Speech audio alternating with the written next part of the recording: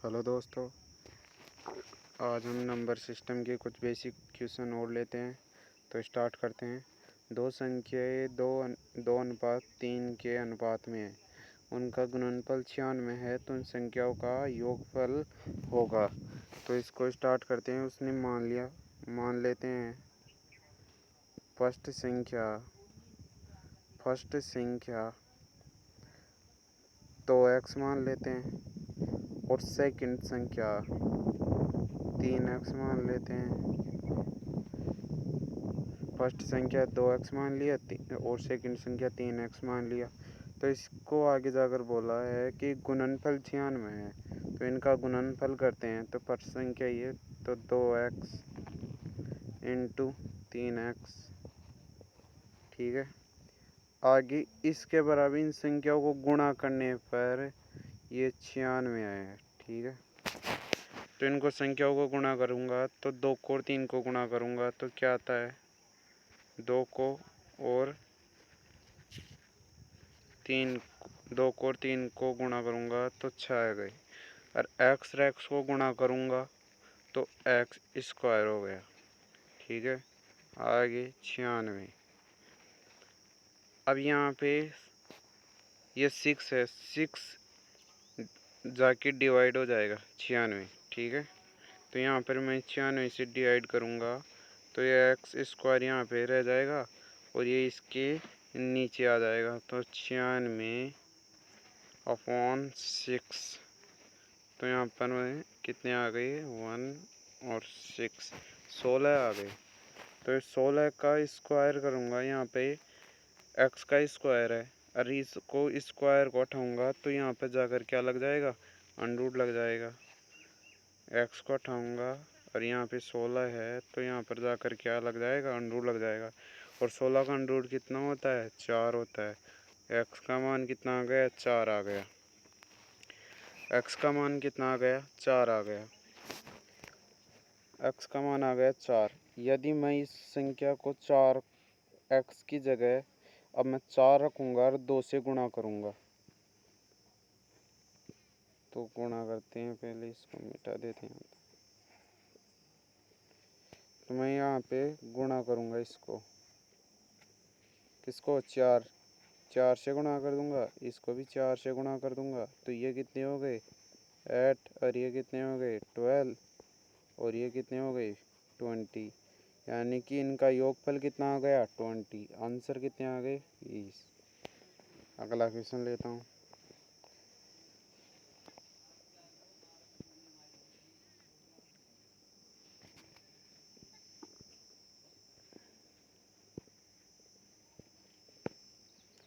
संख्या के 3/7 का मान 24 है, तो उन संख्याओं का चौथाई का मान क्या होगा। इसने बोला है कि 3/7 का मान 24 है, ठीक है। इसके ये 3/3/7 है, इसका पूरे का मान कितना है, 24 है। तो यहाँ पे ये किस में है, भाग में है, यहाँ पे डिवाइड में है 7। तो यहाँ पर इधर बराबर के उस तरफ जाएगा तो ये गुणा में परिवर्तन हो जाएगा। तो 24 इंटू 7, और यहाँ पे फर्स्ट कोई संख्या थी तो संख्या मान लेते हैं, इसको 3 से डिवाइड कर देते हैं। संख्या थी तो x मान लेते हैं, फर्स्ट रहने दो। तो इसको 8 3 में 24 में भाग देंगे तो 8 आ गए, और 7 यहाँ पे इंटू करते हैं तो 8 7 56, यानी कि वो संख्या क्या आ गई, 56 थी। x मान लेते हैं इसको, x का मान कितना आ गया, 56, यानी कि वो संख्या आ गई 56। और उसका 1/4 मान, इसका 1/4 मान कितना होगा, 1/4 मान होगा 14।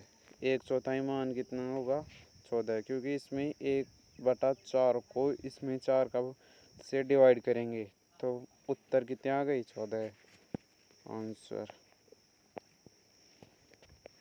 नेक्स्ट,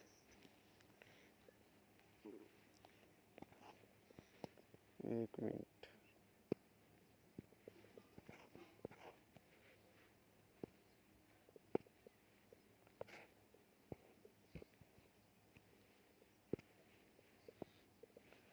अगली संख्या है, दो संख्याओं का योग 36 है और अंतर 24 है, तो इन संख्याओं में बड़ी संख्या होगी। इसमें दो तरीके से किया जाता है, एक तो बेसिक से, उसे x को y को मान लेते हैं फिर करते हैं, x को माइनस वाई मान लेते हैं फिर आपस में वो कट जाते हैं फिर निकलता है। लेकिन इसका शॉर्ट ट्रिक से करेंगे, शॉर्ट ट्रिक से करेंगे इसको।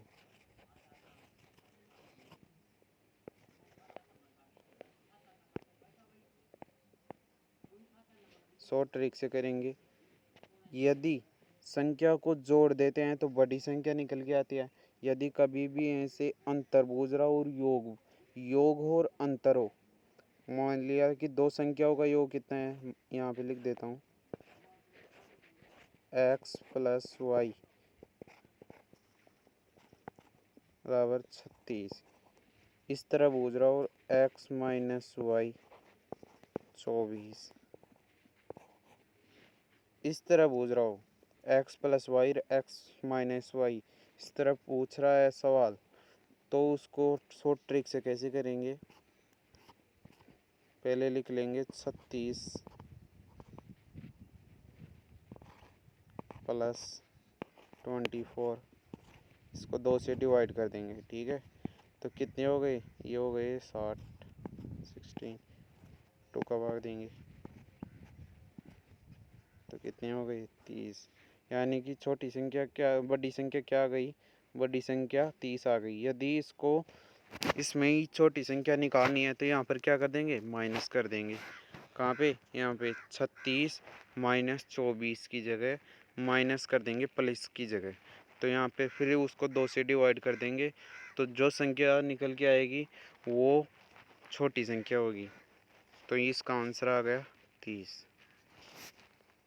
नेक्स्ट क्वेश्चन देखो, इसके मध्य अंतर पूछ रहा है, यानी कि मैं इसको 0 पॉइंट यहाँ पे लिख लेता हूँ 0.6 और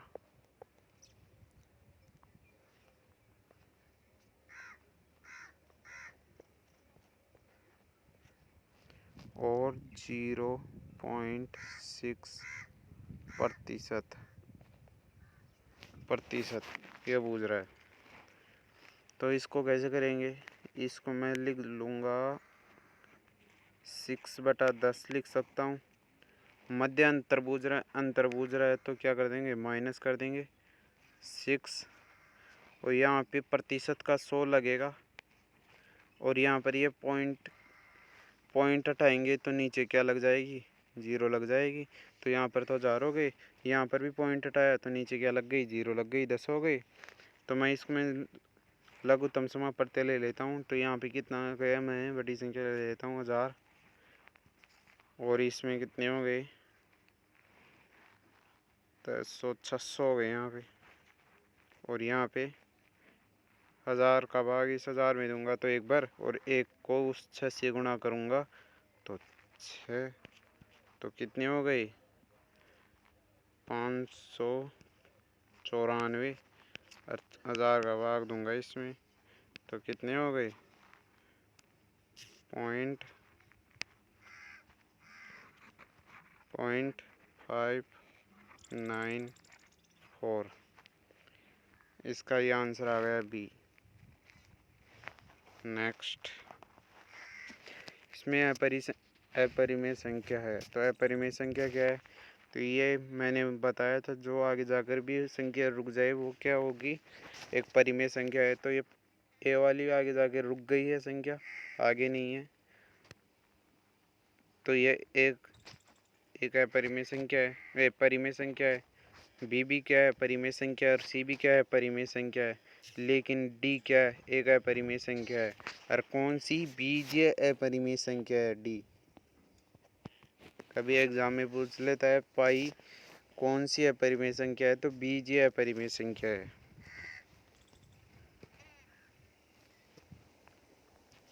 वह संख्या जो उसके 2/5 से 75 अधिक है कौन सी है, तो 2/5 से अधिक है। मान लिया वह संख्या फर्स्ट संख्या थी, वो 2x थी, ठीक है।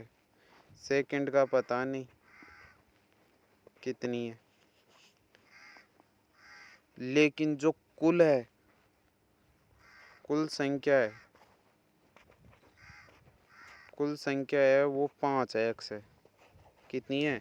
5x है। तो सेकंड कितनी हो गई? 3x हो गई। इसने ऐसे ही बोला है कि वह संख्या जो उसके 3/5 से 75 अधिक है। तो 2 और 5 तो 5 तो पूरी संख्या है उसके बराबर है, उस संख्या के बराबर है। तो वो संख्या क्या हो गई? 5x। फर्स्ट वाली संख्या दे रखा है 2x और सेकंड वाली संख्या हमने निकाली अंतर करके 3x। तो वो कितनी अधिक थी? 3x के बराबर अधिक थी। तो इसके x बराबर 25। तो x का मान कितना आ गया? 25।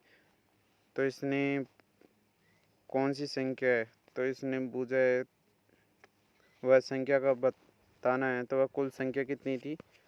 5। x की जगह 25 रख दूंगा, इंटू कर दूंगा 2 से 25 से। तो ये कितनी हो गई? 125 आंसर। नेक्स्ट लेता हूँ।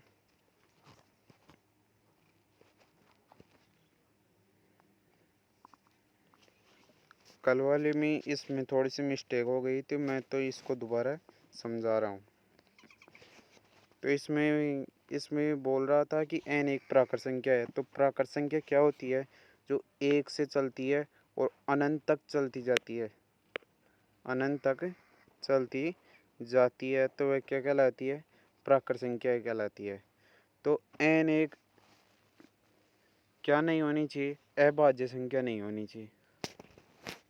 n अभाज्य संख्या नहीं है। सवाल में इसने दे रखा है कि n एक अभाज्य संख्या नहीं है, ठीक है। वह क्या है? भाज्य संख्या है। तो मैं देखता हूँ तो 3 क्या है? अभाज्य संख्या है। तो इसने बोला है कि अभाज्य संख्या नहीं होनी चाहिए n। तो 3 तो नहीं होगा। 5 भी क्या है? अभाज्य संख्या है, क्योंकि और 2 भी क्या है? अभाज्य संख्या है। और बचा क्या? 4। तो 4 क्या हो गई? भाज्य संख्या। तो यहाँ पे आंसर क्या आ जाएगा? 4 बी। समझ में आ गया? n एक प्राकृत संख्या व छोटी से छोटा मान ज्ञात करना है। तो छोटा से छोटा मान 4 हो गया, क्योंकि n एक प्राकृत संख्या बता रखा है और एक अभाज्य संख्या नहीं है। तो 3 क्या नहीं है? एक अभाज्य संख्या है। 5 भी अभाज्य संख्या है और 2 भी अभाज्य संख्या है। और इसने बोल रखा है कि 3 4 ऐसी कौन सी संख्या नहीं है जो अभाज्य संख्या नहीं है? तो वो 4 नहीं है। तो नेक्स्ट लेते हैं। वह संख्या ज्ञात करो जो उसका 1/4 और उसके छठे भाग से 20 अधिक हो। तो 1/4 यानी कि 1/4 और उसके भी 1/6 भाग से 20 अधिक है। तो मैं इसमें 1/6 माइनस कर दूंगा और फिर 20 अधिक है, ठीक है। ये 20 अधिक है किससे? इसे 1/6 से। तो इसका अंतर निकालूंगा तो वो पूरी वह संख्या निकल के आ जाएगी। तो यहाँ फिर ऐसे लूँगा तो 12 आ गए। तो 3 और 2 20 1 और यहाँ पे मैं 20 इंटू 12 को गुना कर दूंगा तो 240। तो वह संख्या क्या आ गई? 240 आंसर। नेक्स्ट लेता हूँ। किसी संख्या के वर्ग में 25 को स्क्वायर जोड़ने पर 409 आता है। तो वह संख्या क्या होगी? यानी कि 1409 आता है। तो वह संख्या क्या होगी? 25 का स्क्वायर करेंगे तो 25 का स्क्वायर कितना होता है? 625। किसी वर्ग में 25 को वर्ग जोड़ने पर यानी कि ये संख्या आ गई 1409। सभी संख्याओं का वर्ग करके ये संख्या आ गई। उसमें से 1409 में मैं ये 625 का हटा दूंगा तो कितने बच गए, 4 4, यहाँ पे 10 तो 8, और यहाँ पे कितने बच गए, 13 तो 3 6। यानी कि वह संख्या इसने बोला है कि उस संख्या के वर्ग में, ये वर्ग है, अभी किसका वर्ग है तो वही संख्या आएगी। किसका वर्ग है, ये किसका वर्ग है, ये इससे पता चल जाएगा कि ये 4 किसके वर्ग में आते हैं, या तो 8 के में या फिर 2 के में। तो ये 8, इसमें 2 का तो दे नहीं रखा, 8 का दे रखा है, तो यहाँ पे 8 का दे रखा है तो 28, यानी कि वो संख्या क्या हो जाएगी, 28 हो जाएगी। क्या हो जाएगी, 28 हो जाएगी। नेक्स्ट लेता हूँ।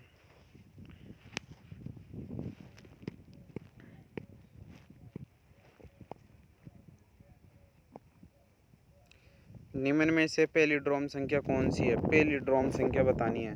तो पैलिंड्रोम संख्या वह होती है जो समान रूप से बराबर हो, यानी कि आगे पीछे भी क्या हो, बराबर। यहाँ देखते हैं 1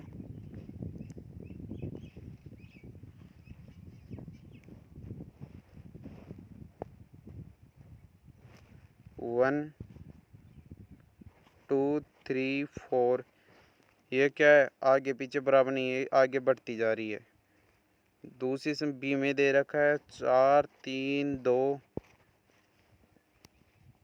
फिर भी क्या है, ये घटती हुई क्रम में है। अब यहाँ पे डी देखना है तो डी क्या है, ये भी बढ़ते हुए क्रम में है। और यहाँ पे सी में देखना है तो सी में क्या है, 1 2 3, पहले बढ़ रही थी फिर उसी क्रम में घट रही है 2 1। तो इसी ऐसी पहले उसी क्रम में बढ़े समान रूप से और उसी क्रम में घटे समान रूप से, तो उसे क्या कहते हैं, पैलिंड्रोम संख्या कहते हैं। आशा करता हूँ समझ में आया होगा। अगली नेक्स्ट क्लास में मिलेंगे। जय हिंद।